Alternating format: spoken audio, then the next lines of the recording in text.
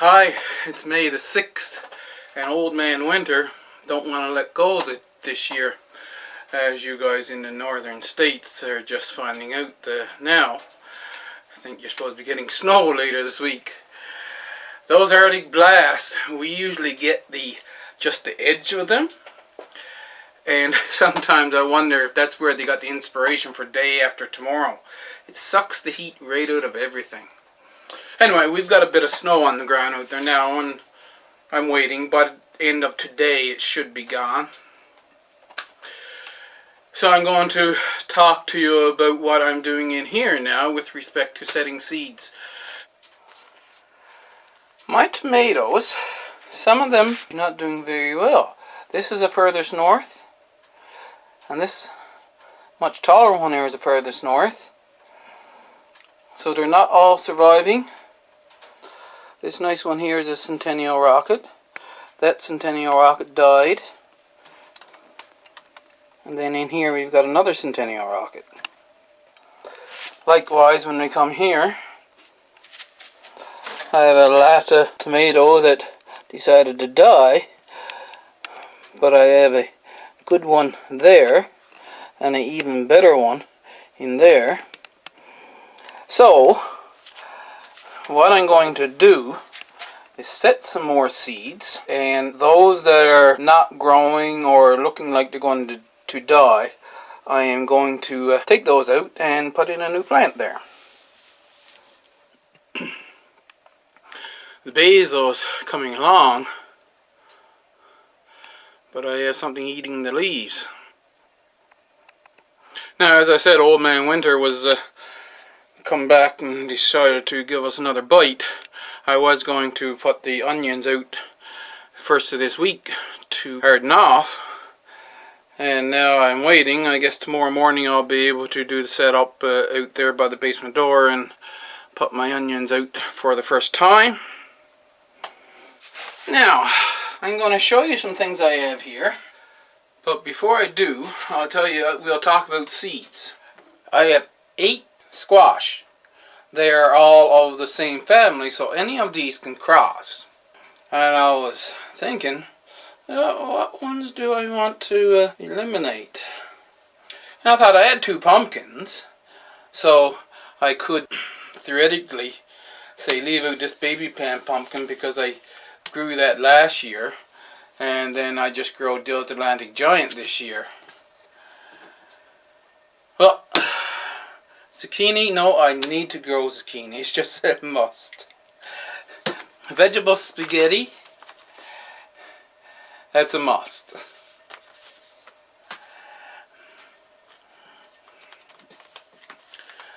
I add the vegetable marrow, which I talked about before, of course. The rondinite, this is a little ball-shaped zucchini, so I want to try that one. And the white scallop squash, which is a one of those patty pan type squash. So I was up to 1, 2, 3, 4, 5, 6. So I said, well, might as well do the rest. I do have a setup. Now I can't separate these by miles, but I can separate them by, say, 50 to 70 feet. And there'll be barriers and distractions in between them. I'm pretty sure that they won't cross. I have National Pickling Cucumber, the Bush Crop Cucumber. Now this Bush Crop, I think that's the one I'm going to try in the container, and a More Than Early Cucumber. Now cucumbers won't cross with these squash, so I just need to separate the 3 cucumber species, and varieties. That will be very easily done. The sugar beet, I'm going to get some plants growing. Remember, I don't know, last year I had a false sunflower grow. I don't know where the seed come from. So I collected the seed, and I'm hoping to get a few of them grow this year. Large seeded tall sunflower. I'm going to put this along the south side of the house. And with the sun shining in there, I should be able to plant them in the soil, be plenty of warm for these to sprout. Last year I direct sowed black oil sunflowers. They grew fine. I might set some black oil sunflowers in the other ones next week, but these I'm going to direct sow along there by the south wall. Now I was in the store, and as often happens to gardeners, you walk by the rack of seeds and seed packets accidentally fall into your cart. So I have these two. Here's the butterfly milkweed,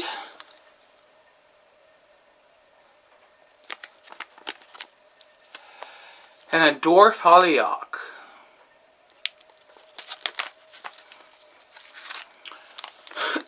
Especially for this one, it doesn't show you the full plant. So I went online. I was wanting to find out what the growth habit of the plant would be and what it would look like when it was full grown, so I could decide where to plant it. Well, it doesn't say anything about cold stratification here, but when I looked them up online, I found these need at least 30 days cold stratification. That's why the packet's empty. Now these, even though they're perennial already to zone 2, when you initially plant them, you can direct sow them after the last frost. So that's what's going to happen to both of these.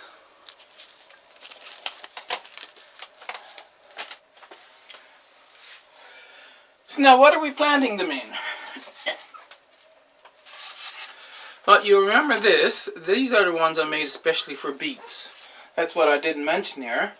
I'm going to start some beet Detroit dark red. So I'll put 3 beets in each cell, like Charles Dowding done. I have that one.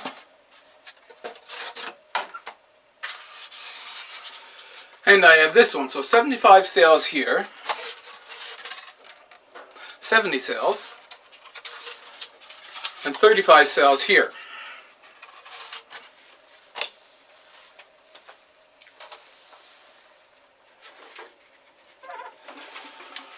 I have this, and being this is a experiment and report channel, of course I need to do as many different variations as I can. These are not bad. They're flexible this way, but if I hold them this way, they're rather sturdy, because you see you got 2 rows and then you've got a thick piece, 2 rows and a thick, 2 rows and a thick. So it's 5 across, yeah, and 8 down. That gives me 40 cells. In the bottom, there's nice round holes that I could put a small dowel up through and poke out the soil block. But they are up in this ridge, so they won't work on the watering mat. I'm going to have to top water those. All of my mini cell things were used up. The local nursery, as I was saying, I want to keep supporting the local nursery, and they're doing curbside pickup, and I'm checking their website all the time to see if there's anything I want. This was something I was unable to find at the regular home gardening websites. It's a 200 cell planting tray. Now the nice thing also is you see that little hole, it's right on the bottom. So this tray should work well with the watering mat. I should be able to plant it out and just lay it on the watering mat and work perfect. It's fairly sturdy.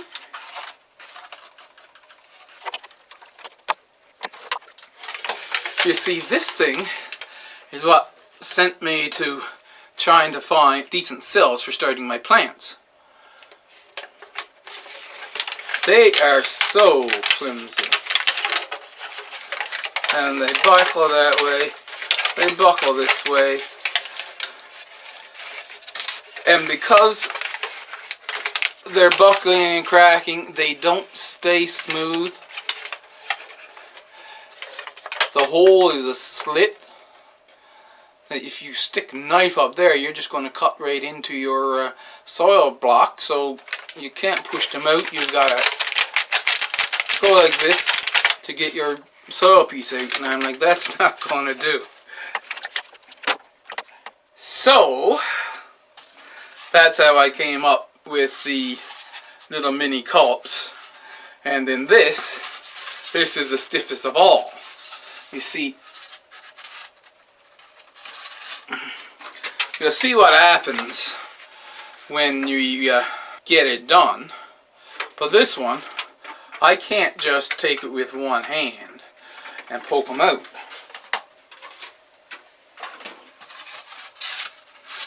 With this one, I can just hold it in one hand and poke the rod up through to poke out my soil blocks with the other hand. I can tip it back and forth, I can turn it up on edge. Very nice and stiff. With a long one like this, I'll probably have to hold it maybe halfway in between like this, but still, it will be very easy for me to poke the rod up through. Now the plan is, I will fill up those cells, so I will have 40, 35, so I got 75 and 70. It's 145 cells with the Detroit dark red beets in. I do 2 beds of beets. If I do 3 in a cell, and I separate them like 6 inches, then that gives me 123 bunches of beets per bed. So my big cells will do the 1 bed and a few left over. Then in one of these, I want to fill it up and put just 1 seed in each cell. This is 200, and spacing them 4 inches apart, and the rows 4 inches apart, I get 270. So between this and the bigger cells, I will add my 2 beds of beets. If there's any other space left over, I will direct sow some first, second week of June. Lettuce this year, I am going to, in the beginning, I'll put 1 row of 4 lettuce in a bed. And every 2 weeks, I'm going to set out 3 or 4 lettuce plants. I don't necessarily have to set them in the bed. I mean, it's a lettuce plant, you can set it anywhere, but succession sow 4 lettuce plants every 2 weeks. That's the plan for this year, and see how well it goes, so I won't be overfilled with a glut of lettuce, and then I've got no lettuce in the beginning, too much, and then none. False sunflower, I'm going to start in these little ones. With sugar beets,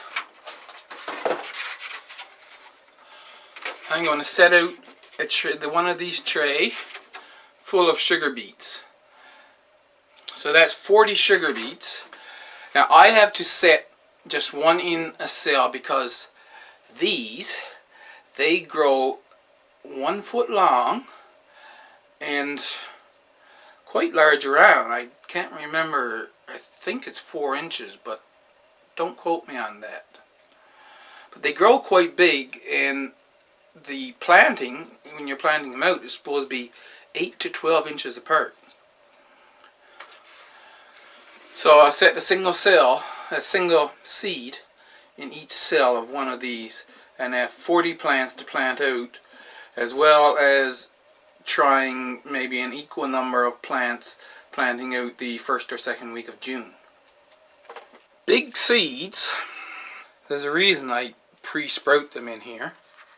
So as you know, I had a few nasturtiums sprout and I got them planted and growing. This one sprouted and he stopped growing and the little radical fell off now, and all the rest of them are not sprouting. They're just sitting there rotting. I had 2 more mulberry seeds sprout and I planted them up, so I've got 38 mulberry seeds sprouted and in the sunroom. There's well over 40 here. I don't know how many is there, but none of them are sprouted, and you can imagine now sitting there, they might sprout, they might not, but you have them put in a cup which would take up a ton of space and wondering whether or not they will ever grow.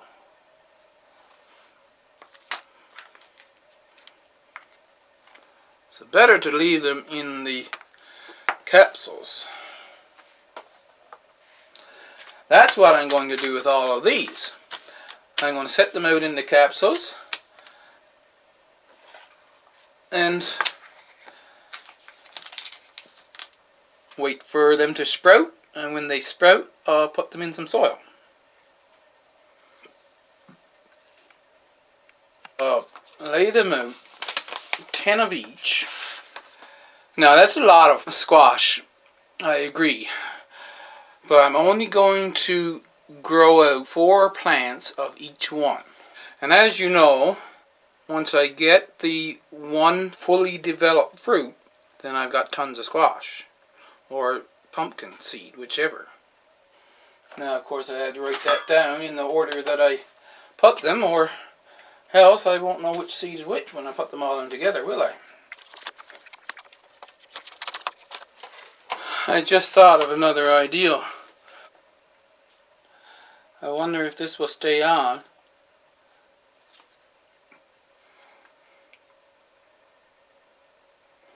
Baby Pam and an arrow pointing toward them.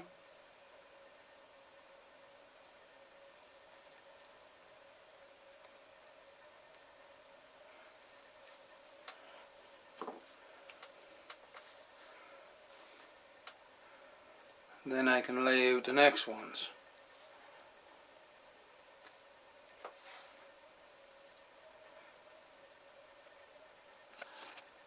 You can see they're darkening up already, they're absorbing the water.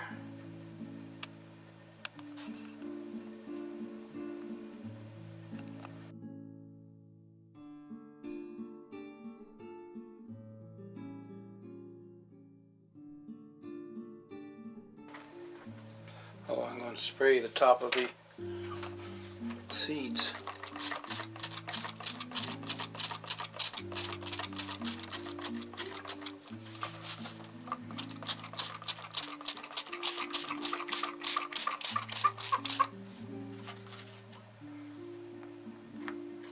Put that cover on, set it back and wait for them to sprout.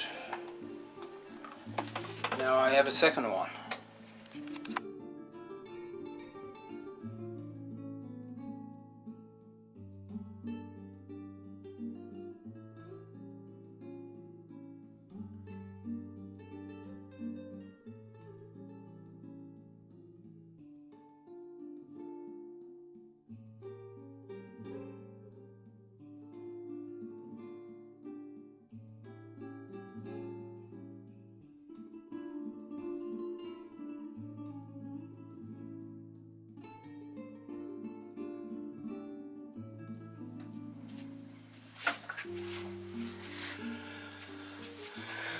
I cleaned up my shop, my indoor shop again. I had a bunch of garbage here I had to store over the winter. So that's why I wasn't working out here. There was just too much stuff here. So now that the snow is gone, I've got the garbage out and I've got the table cleaned off. So this one is the nice smooth tabletop that I can easily do my filling up my trays and planters and whatever in. And so from now on, this will probably be the place that you'll see me doing my potting up. Unfortunately, I forgot to turn on the camera when I started this, and I started to fill up this one, and so you won't get to see me comment on how easy it was to fill these cells that I made here. However, I can show you now because I started last night, then I set this to soak overnight when I had to make a new batch. Now this is stiffened up some, so I don't know if you can tell, but the soil didn't come right down to the bottom. So when I use these again, I have to figure out exactly.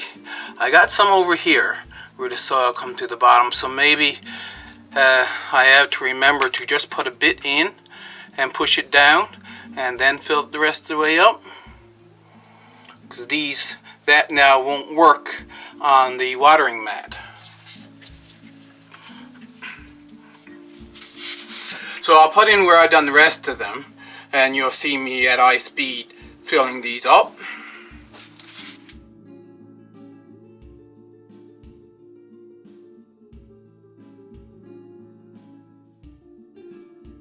I think I'll have to top water them though. Not going quite down to the bottoms of the holes. See how easy this one is to fill up.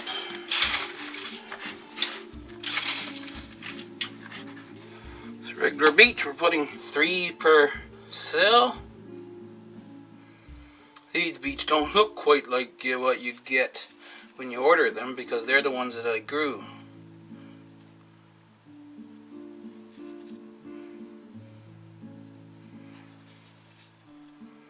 I don't think I showed you the germination test on these, but I did do a germination test and I got 100% germination.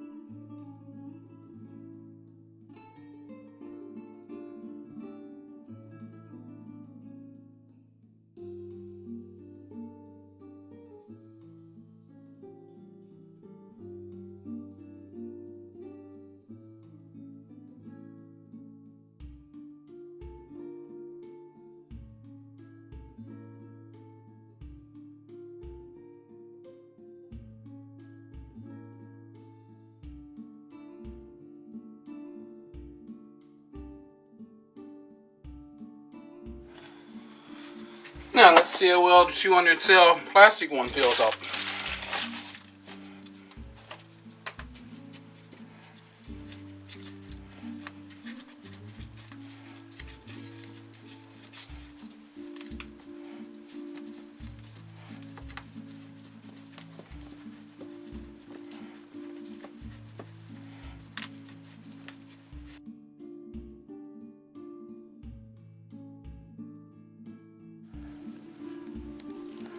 It's having difficulty focusing on it, but I think you might be able to see how the soil is right down to the bottom.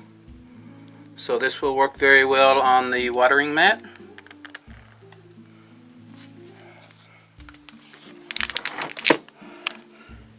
And now there's little dips, so I'll put a seed in each one and then I'll finish filling it up.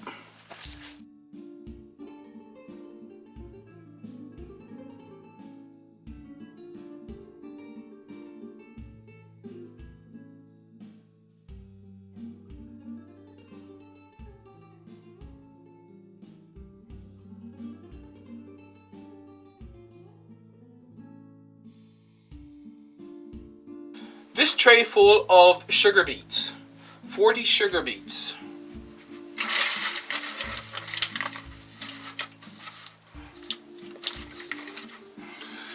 Once again, I've got them a little below the top of the cell, and I'm going to try to put just one seed in each one.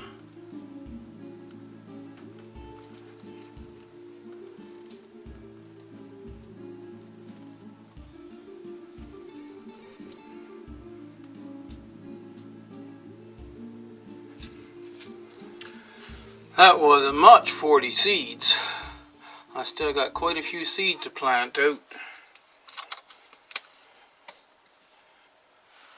But I don't have the room to start a lot of the sugar beets inside. So it is what it is.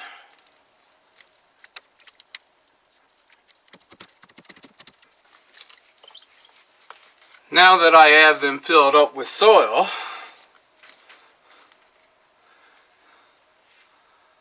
you can see how they hang down like that, and if I just took them like this, you see it's still not really that sturdy.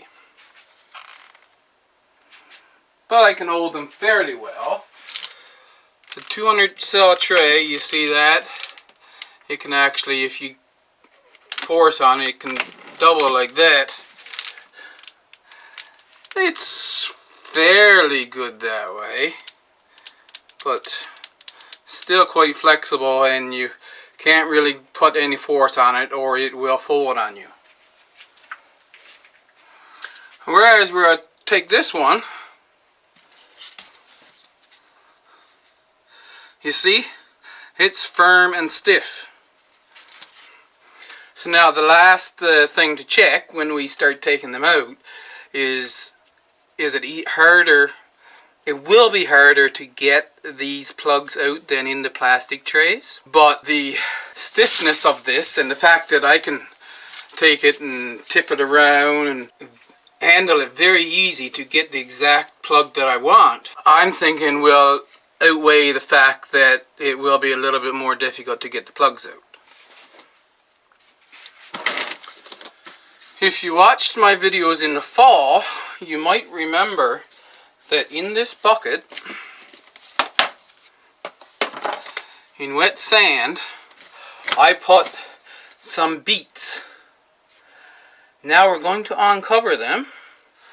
So I looked around to see what I had. So here's the 4 beets.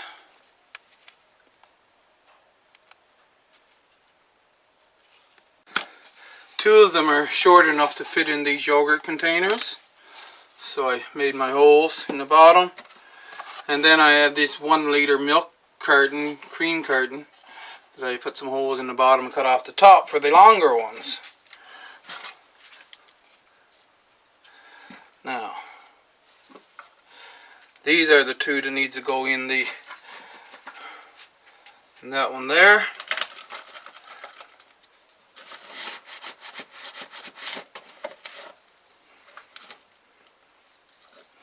Not sure how this is going to work, because I want to just stick the root down as if it was left in the soil over the winter, eh?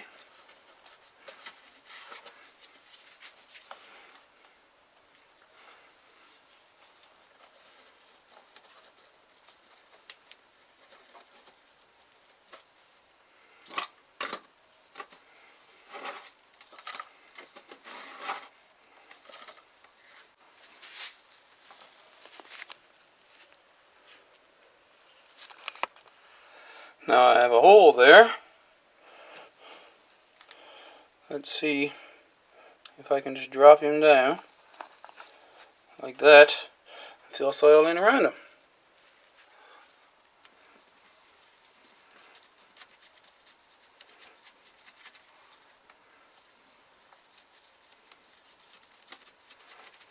So now I'll bring these up to the sunroom right away and just leave them there to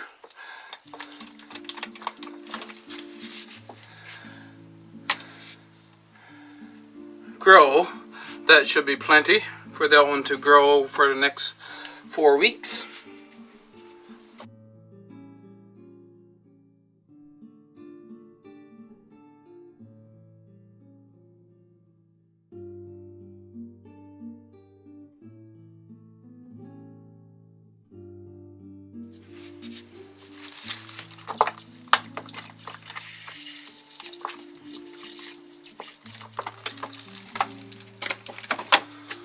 There we go. And I planted a bunch of other seeds. It's the 9th now. And before I go, I'm going to show you. I think I'll just leave you up right there. So our vegetable marrows, they're sprouting. The baby pan pumpkin and the other 2 squashes not in there. So I'll put them in soil tomorrow.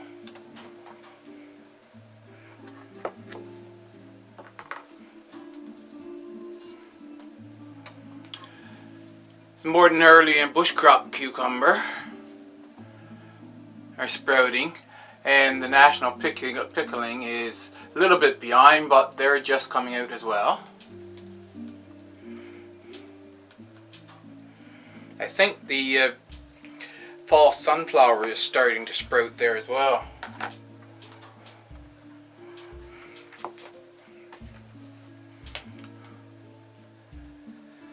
And in here, all 3 zucchini is sprouting, and then there's the Atlantic giant down the bottom. That had mold spores on it, but it was sitting in the fridge. The baby Pam is not sprouted, and so I wouldn't expect the Atlantic giant to be sprouted either. Like I said, the video was getting too long for me to show you all of what I said. I decided to show you those, and I hope you enjoyed it. I'll see you in the next one.